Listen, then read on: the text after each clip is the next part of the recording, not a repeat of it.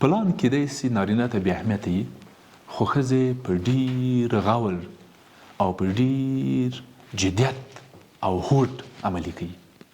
ښځې ته پلان ډېر مهمه ده. ښځې ته مهالویش ډېر مهمه ده. نارینه ته ډېر مهمه ده. ښځې تاریخونه ښه یادوي او نارینه یې د ځواک او نارینه یې دغه ځواک ته د تصادف په سترګه ګوري. مثلا ښځې وایي چې پلانی تاریخ موږ او تاسو کو زده کړی وه. ته پوهېږې چې نن د پلانی کلیزه ده؟ مېړه ته وایي چې ته خبر یې چې نن د موږ او تاسو د واده 14 کال ده؟ نارینه وایي 14 کال اوله رښتیا هم 14 کال ده. یا مثلا په دغه تاریخ باید ډاکټر ته لاړ سي، په دغه تاریخ باید دا کار وسي، په دغه تاریخ دا وسي، په 8 د جون داسې وسول، په 15 د غوی میاشتې دا وسول، په د چنګاښ په 26 داسې سوي دي، د غبرګولي په 28 داسې سوي دي. نارینه وایي چې څونه بېکاره یې. او یا کله کله داسې فکر کوي دا تصادف ده. تصادف یې هسې په یاد شوه، دغسې نه ده. ښځه ټول شیان په سکیجول و پلان و برنامه و تقسیمات کوي دوستانو. او دغه مسایل ښځې ته ارزښت لري او نارینه ته ارزښت نه لري، هېڅ ورته مهمه نه دي.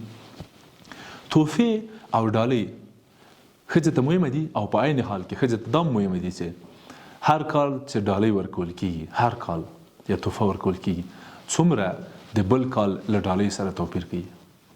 دا ډېر ورته مهمه دي او دې ته په یو ډول په یو شکل د ارزښت او نه ارزښت په سترګه ګوري. ښه دوستانو، دا تقریبا 10-15 مورد چې ما اشاره ورته وکړله، دا د ښځې او د نارینه ترمنځ د ارزښتونو توپیر ده.